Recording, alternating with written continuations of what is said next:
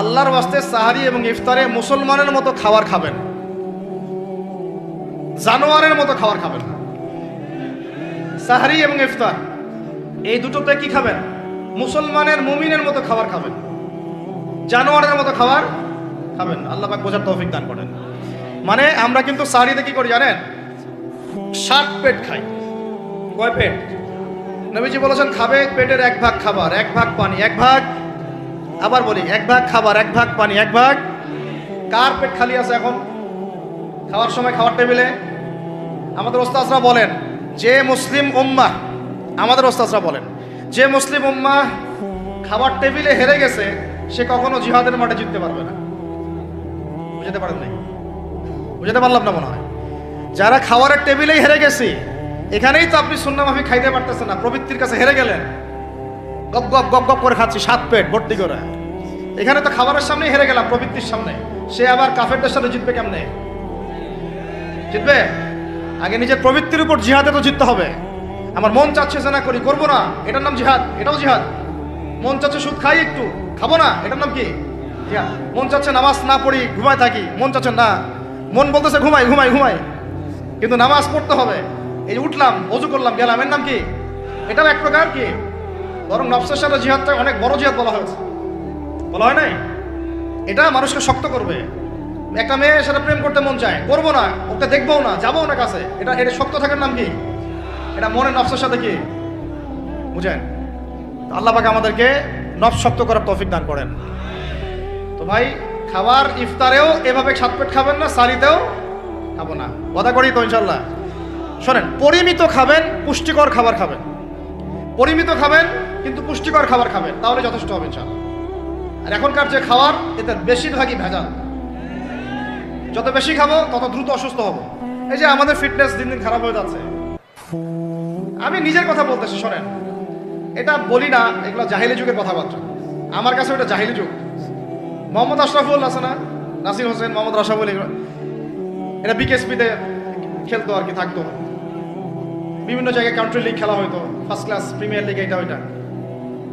প্রথম যে কাজটা করায় সেটা হলো, ক্রিকেটের কথা বলতেছি আর কি, প্রথম যে কাজটা করায় যে মিনিমাম একটা মাঠকে 6টা থেকে 7টা রাউন্ড দিতে হবে। কটা রাউন্ড? 5 থেকে 6টা রাউন্ড দিতে হবে। 5 থেকে 6টা রাউন্ড দেওয়া আমাদের কাছে কোনো বিষয় ছিল না। 6টা আমরা মনে করতাম কে কত বাড়াইতে পারে, কে 7টা, কে 8টা, কে 9টা, কে 10টা। এখন তো 2টা দিলেই জিব্বা বের হয়ে যাইতেছে। কথা বুঝতে পারতেছেন না? ওয়েট তোলা কোনো বিষয় না। মনে করো ওয়েট তোলা, দু একটা ছেলেকে তুলে ফেলা যাবে, কষ্ট কষ্ট হবে একটু আর কি। এখন একটা দেখা যায় যে ওয়াইফকেও তোলা যায় না বলে করে, কথা এরকম আর কি। তো এই যে আমরা দিন দিন যে দুর্বল হয়ে যাচ্ছি, বুঝতে পারতেছেন না আপনারা? এটা দিন দিন যে আমরা আগের জেনারেশনের মতো শক্ত না। আমাদের দাদারা, তার দাদারা যেরকম স্ট্রং ছিলেন, আমাদের ইয়াংরাও কিন্তু অত স্ট্রং না। একটা ইয়াং ছেলেকে আপনি এখন 50 বছরের একজন মুরব্বীর সাথে পাঞ্জা লাগায় দেন, পারবে না, ওই চাচাই জিতবে। এটার কারণ হচ্ছে ভেজাল খাবার, ভেজাল পরিবেশ, ভেজাল সবকিছু। আমরা যা খাচ্ছি বেশিরভাগই বিষ। আর আল্লাহর কসম, এগুলো মনিটর করার দায়িত্ব সরকারের, এগুলো মনিটর করার দায়িত্ব প্রশাসনের। এদেরকে মোবাইল কোর্টের আওতায় নিয়ে এসে একদম 1 বছরের জন্য ঢুকাইতে ভিতরে। আইনের সঠিক প্রয়োগ হলে এমনি সিধা হয়ে যাবে। বাঙালিদেরকে শুধু মিষ্টি মিষ্টি কথা বলে কাজ হবে না, মাঝে মাঝে কঠিন শাসন লাগে। বড় বড় কান্ট্রিগুলো আপনারা দেখে আসেন, মনে করেন রাস্তায় ড্রাইভিংয়ের সীমা দেওয়া আছে 100 কিলো, ওরা যদি 110, 120 চালায় কেউ কিচ্ছু বলবে না, কোনো ট্রাফিক পুলিশও নাই। মোবাইলে একটা মেসেজ চলে আসবে যে তোমার এই 1500 রিয়াল, 2000 রিয়াল জরিমানা করা হয়েছে। দিবানা ড্রাইভিং লাইসেন্স বাতিল, ওটা বাতিল তো হবেই, 6 মাসের জন্য জেল খাটবা। বাপ করে টাকা দিয়ে আসবে। টাকা না দিলেও আর ভয়ে চালাবে না, বাবারে বাবা একবার 1500 রিয়াল খাইছি, আবার খাওয়া যাবে। আইন শুধু থাকলে হয় না, আইনের একদম কঠোর বাস্তবায়ন থাকতে হবে। এই জিনিসটা যদি থাকে, দেখবেন সমাজ ঠিক হয়ে গেছে ইনশাআল্লাহ। আল্লাহ পাক আমাদের সবাইকে কথাটা মন থেকে বোঝার তৌফিক দান করেন। আমরা কি কারো শত্রু? আমরা সবার শুভাকাঙ্ক্ষী। যদি এই জিনিসটা শক্তভাবে বাস্তবায়ন করা যায়, দেখবেন খাবারের ভেজাল এমনি বন্ধ হয়ে গেছে। মানুষকে মেরে ফেলতেছে খাবার দিয়ে, 3 দিনের বাসি তেল দিয়ে রান্না করছে, বললো একদম টাটকা রান্না, খেয়ে ফেলে। এই যে কোলেস্টেরল বেড়ে গেল, ক্যান্সার হচ্ছে। গরু ইঞ্জেকশন দিয়ে ফুলায় ফাবায় মোটা তাজা করে ফেলা করে নাই? কি অবস্থা মানুষের বুদ্ধি! চালের মধ্যে এটা মিশাচ্ছে, ডালের মধ্যে এটা মিশাচ্ছে, পানির মধ্যে কি মিশাই দিচ্ছে, ড্রেনের পানি বলতেছে মিনারেল ওয়াটার। হ্যাঁ, ডাব খাবেন, ডাবের পানি আগে ইঞ্জেকশন দিয়ে বের করে ফেলাইছে, আগে খাই ফেলছে, অল্প একটু বাকি আছে, ওটার দাম ঢাকাচ্ছে 150 টাকা। নিচ থেকে উপর পর্যন্ত আমাদের সমাজে খালি প্রতারণার প্রতারণা চলতেছে।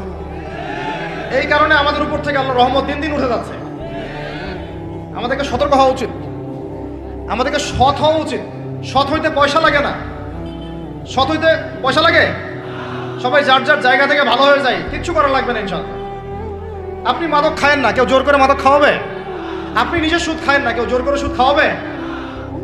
এখানে কেউ মাদকের দোকান দিল, আমরা খাই না, ও দোকান নিয়ে চলতে পারবে না? টামটপলা বাঁধে চলে যাবে, কি করবে? চাইতে বাধ্য সে। আমরা খাইলে সে ব্যবসা করবে। আল্লাহর ওয়াস্তে আমরা কোনো রকম প্রতারণার কাছেও যাব না, হারামের কাছেও যাব না, এবং অন্যকে আমরা প্রতারিত করবো না ইনশাআল্লাহ। বাজার মার্কেটে একটা অনেক জটিল বিষয়। রমজান মাস আসলেই দেখবেন দাম বাড়া শুরু হয়েছে। এখনই অসাধু ব্যবসায়ী যারা, ওরা রিস্টোর করে ফেলাইছে, ওরা আবার সিন্ডিকেট করে ফেলবে যে এই দামের বাইরে যাবে না। তখন আবার দেখবেন যে সরকার বিপাকে পড়ে গেছে, দাম আর কন্ট্রোল করতে পারতেছে না, তখন ভর্তুকি দেওয়া লাগতেছে, আবার ওদেরকে আইনে আনা লাগতেছে। মানে আমরা নিজেরাই ঠিক নাই। কারা ঠিক নাই? আমরা নিজেরাই ঠিক নাই। এই কারণেই তো আমরা মানে আমাদের সমাজের উপর থেকে আল্লাহ পাকের রহমত বরকতটা উঠে যাচ্ছে দিন দিন। আপনি দেখে নিয়েন যে পণ্যের দাম এখন 200 টাকা, রমজান মাস আসলে দেখবেন 250 টাকা 300 টাকা বাড়াই দিচ্ছে। এটা ব্যবসায়ীরা করবে, অনেকেই, অনেক অসাধু ব্যবসায়ী করবে, এটা অনেকেই করবে, এখনো চলতেছে। আমাদের বাংলাদেশে এমন কিছু নাই যেটা উৎপন্ন হয় না। আমরা যদি আমাদের এখানে সঠিক জাকাত ভিত্তিক অর্থনীতি থাকতো, সততা থাকতো, ইনসাফ থাকতো, আমানত থাকতো, আমাদের জিনিস আমরা খেয়ে শেষ করতে পারতাম না, এরপর বাকিটা রপ্তানি করতে পারতাম। অনেক কথা ভাই, এগুলো অর্থনীতির বিষয়, আরেকদিন কথা হবে ইনশাআল্লাহ। রমজানে আসছে যেহেতু এতটুকু নসিহত করি। 3 নম্বর, যে ভাই আমরা এমনভাবে খাবো না যে খাওয়ার মনে হয় জানোয়ারের খাওয়া। ঠিক আছে ভাই, পুষ্টিকর খাবার খাবো, কিন্তু পরিমাণে কম। কম বলতে কি একবারে কম না, আপনার প্রয়োজন অনুযায়ী 3 ভাগ করে, 1 ভাগ খাবার, 1 ভাগ পানি, 1 ভাগ ফাঁকা, সুন্নাহ অনুযায়ী। আল্লাহ পাক তৌফিক দান করেন, আমিন। 4 নম্বর হচ্ছে রমাদান মাস মানেই কোরআন। রমাদান মাস মানে কি? এই রমজানে আমরা সবাই বেশি থেকে বেশি কোরআন তেলাওয়াত করবো ইনশাআল্লাহ। কারা কারা পারি হাত তুলি? আলহামদুলিল্লাহ, হাত নামান। সবাই পারেন কোরআন তেলাওয়াত? মাশাআল্লাহ, মাশাআল্লাহ। এইটাই তো চাই, বাংলাদেশের ঘরে ঘরে প্রত্যেক ব্যক্তি যেন কোরআন তেলাওয়াত করা জানে, এটাই তো আমরা চাই। এমন যদি হয় যে 100% মানুষ কোরআন তেলাওয়াত করতে পারে, 16 কোটি মুসলিম, দিন কায়েম হয়ে যাবে ইনশাআল্লাহ, ইনশাআল্লাহ, ইনশাআল্লাহ। ভিতরে কাজগুলো করেন, আল্লাহ পাক তৌফিক দান করেন। তো ভাই, কোরআন আমরা রমজানে বেশি থেকে বেশি পড়বো ইনশাআল্লাহ ভাই, ঠিক আছে? যারা পারি না, একটা লিমিট ফিক্স করি, কমপক্ষে দিনে 1 পারা, দিনে কমপক্ষে 1 পারা, তাহলে 30 দিনে 1 খতম হবে। ওকে, আরো বেশি পারি 2 পারা, তাহলে 2 খতম হবে। আরো বেশি পারি 3 পারা। এমন আমাদের ইমামদের যুগে, আমাদের 4 ইমামদের যুগে, সলফে সালেহিনদের যুগে প্রতিদিনই 1টা করে খতম দিতেন তারা। সুবহানাল্লাহ, তাদের সময় আল্লাহ বরকত দিয়েছিলেন। সুবহানাল্লাহ, সারা রাত জেগে তেলাওয়াত করতেছেন, নামাজ পড়তেছেন, দিনের বেলা তেলাওয়াত করতেছেন। রমজান মাস হচ্ছে কোরআন নাজিলের মাস। এই মাসে যে হতভাগা কোরআন পড়তে পারলো না, তার জন্য আফসোস করা ছাড়া কিছু করার নেই। রমজান মাসে কোরআন আগে পড়বো, কোরআন শিখবো, না পারলে কি করবো? না পারলে 1 মাসে শিখবো, অন্যকে শেখাবো, কোরআনের দার্স দিব, কোরআনের মাহফিল হবে, কোরআনের তাবলীগ হবে, কোরআন নিয়ে আলোচনা হবে ইনশাআল্লাহ। আমরা জানবো কোরআনের মধ্যে কি আছে। এটা জানার সবচেয়ে উত্তম মাস হচ্ছে কি? রমাদান। আল্লাহ পাক তৌফিক দান করেন, আমিন। যারা আমরা আরবি জানি টুকটাক ভাঙাচোরা, তারা আমরা এটার অর্থ পড়বো ইনশাআল্লাহ। যারা আমরা আলেম ওলামা আছে অনেকেই, যারা ইফতা দিয়েছি, দাওরা দিয়েছি, বা আমরা তালেব ইলম ওলামায়ে কেরাম যারা আছে, আমরা এই কোরআনের তাফসীরগুলো পড়বো ইনশাআল্লাহ। মানে কোরআনময় রমাদান, কোরআনময় কি?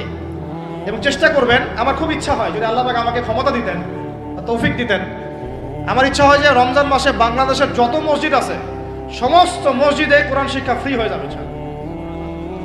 ভালো উদ্যোগ না? বাংলাদেশে কত মসজিদ আছে? 1000 না লাখ? লাখ না কোটি? হয়তো কোটি কোটি মসজিদ থাকতে পারে। প্রত্যেকটা মসজিদে যদি বিনামূল্যে কোরআন শিক্ষা কার্যক্রম করা যেত রমজান মাসে, 1 মাসে আপনি দেখতেন প্রায় মিনিমাম 5 কোটি মানুষকে কোরআন শেখানো যেত। তাও হাতে কলমে, তাও কি হাতে কলমে। বই দেওয়া হতো ফ্রি, আর ওই যারা টিচার ক্লাস নেবে ওদেরকে বেতন দিব, ভাতা দিব সরকার থেকে। দেওয়া যায় না? দেওয়া যায় না? আচ্ছা, যদি গভর্নমেন্ট নাও দেয়, আপনারা জাকাত থেকে দিতে পারেন, সদকা থেকে দিতে পারেন, পারেন না? নিজেদের পকেট থেকে দিতে পারেন, নিজের ব্যবসা থেকে দিতে পারেন, এলাকা ভিত্তিক দিতে পারেন, কত উৎস আছে না? যদি এভাবে প্রত্যেকটা মসজিদ থেকে কোরআন শিক্ষা কার্যক্রম চালু করা হয় রমজান মাসে, আমরা দোয়া করি আল্লাহ পাক যেন এই কথাটা পৌঁছে দেন উপরের লেভেলে, এবং তারা উদ্যোগ নেয়। জানি না উদ্যোগ নেবে কিনা, আমাদের দায়িত্ব পৌঁছে দিলাম।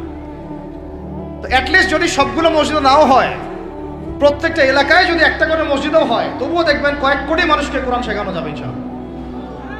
কোরআন ছাড়া এই জাতিকে আপনি ফিরাতে পারবেন না। কোরআন ছাড়া এই যুবকদেরকে মাদক থেকে ফেরানো যাবে না। কোরআন ছাড়া এই যুবকদেরকে জেনা থেকে ফেরানো যাবে না। এই টিকটক প্রজন্ম হয়ে এরা নষ্ট হয়ে গেছে, শেষ হয়ে গেছে। বাংলাদেশে আশঙ্কাজনক হারে এখন সমকামিতা বাড়তেছে। আশঙ্কাজনক হারে এখন জেনা, ব্যভিচার, পরকীয়া এগুলো বেড়ে গেছে। মাদক দ্রব্যের কি ছয়লা, এই যে গুন্ডামি, মাস্তানি, ছিনতাই কারা করতেছে? যারা ইয়াং ছেলে পেলে এরা করতেছে।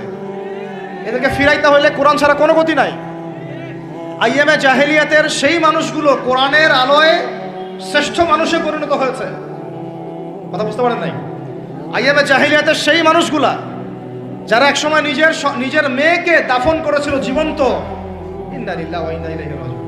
চিন্তা করা যায়? আপনি আপনার মেয়েকে দাফন করতে পারবেন জীবন্ত? পারবেন? বলেন। এরকম মানুষ যারা এই কাজ করেছিল, তারা কোরআনের সংস্পর্শে এসে সোনার মানুষে পরিণত হয়েছে। এই কিতাব আল্লাহ পাক নাজিল করেছেন ওই ঘরের উপরে উঠিয়ে রাখার জন্য না, মাঝে মাঝে বের করবো, ধুলা মুছবো, চুমু খাবার রেখে দিব, এই জন্য না। বাবা মারা গেছে, খুললাম, পড়লাম, সব বক্সায় দিলাম, এই জন্য না। শুধু এই কিতাব আল্লাহ পাক নাজিল করেছেন যারা আমরা হৃদয়ে ধারণ করি। কোথায় ধারণ করি? হৃদয়ে ধারণ করবো তো তখনই যখন আমি বেশি তেলাওয়াত করব, বেশি বেশি পড়বো, সবাইকে পড়াবো, শেখাবো। আল্লাহ পাক আমাদের সবাইকে কোরআনের বিপ্লব ঘটানোর তৌফিক দান করেন, আমিন। তো প্রিয় ভাইরা, 4 নম্বর কাজ, কোরআন শিখবো, পড়বো, শেখাবো, দর্শ দিব। কোরআনের একদম বিপ্লব। রমজান মাসে ইনশাআল্লাহ কোরআনময় রমাদান হবে ইনশাআল্লাহ। রমজান মাসে অন্য কোনো বইও পড়ার দরকার নেই প্রয়োজনে। কোরআন পড়েন, হাদিস পড়েন আর কোরআন পড়েন। কোরআন এবং হাদিস, অন্য কোনো বই, বিষয়ভিত্তিক বই পড়ার দরকার নাই। আর অ্যাটলিস্ট 1 মাস আপনি না পড়েন। এরপরে আসি 5 নাম্বার, একটু বড় হয়ে যাচ্ছে যদিও, আমি সংক্ষিপ্ত করে বোঝাচ্ছি, শোনেন। 5 নাম্বার হচ্ছে রমাদান মাসে, একটু ধৈর্য ধরেন। রমাদান মাসে আমরা ফরজ ইবাদতগুলোকে সর্বোচ্চ গুরুত্ব দিব ইনশাআল্লাহ। যেমন সবার আগে কি? সালাত। এই একটাই পথ, সালাত। সালাত নাই, ইসলাম নাই। সালাত নাই, সে ব্যক্তি মুসলিম না। সোজা কথা শোনেন, সালাত অস্বীকার করে সে ব্যক্তি মুসলিম না। নবীজি বলছেন, মান তারাকা সালাতান মুতাআম্মিদান ফাকাদ কাফারা। কেউ যদি ইচ্ছা করে সালাতকে অস্বীকার করে, ছেড়ে দেয়, সে ব্যক্তি কি হয়? কাফারা, কুফরি করে। সালাত না পড়ার কারণে ইমামগণ বলেছেন তাকে মুসলমানদের কবরস্থানে দাফনও করবা না। কোন কোন ইমাম বলেছেন তাকে জানাজাও দিবা না। কোন কোন ইমাম বলেছেন তাকে জেলখানায় বন্দী করে রাখবা। কোন কোন ইমাম বলেছেন তাকে মৃত্যুদণ্ডের শাস্তি দিবা। আমি এমনি এমনি বলতেছি না, ইমামদের কওলগুলো পড়ে দেখেন। নামাজ না পড়াটা যেমন তেমন পাপ না তো, ইচ্ছা হইলে পড়লাম, ইচ্ছা হইলে পড়লাম না, এমন না। যারা নামাজি তারাও যদি নামাজে সচেতন না হয়, তাদের জন্যও শাস্তি আছে। নাউযুবিল্লাহ। ফাওয়াইলুল লিল মুসাল্লিন আল্লাযীনা হুম আন সালাতিহিম সাহুন আল্লাযীনা হুম ইউরাউনা ওয়া ইয়ামনাউনাল মাউন। এখানে বলা হচ্ছে মুসল্লিদের জন্য দুর্ভোগ, যে মুসল্লিরা নামাজ সম্পর্কে গাফেল, উদাসীন। আবার যারা মানুষকে দেখানোর জন্য নামাজ পড়ে এবং এই যে ছোটখাটো সাহায্য করতে অস্বীকৃতি জানায়। সূরা মাউন পড়েন, তাহলে মুসল্লিদের জন্য গাফেলতির যদি শাস্তি হয়, তাহলে যারা পড়ে না ওদের কি হবে?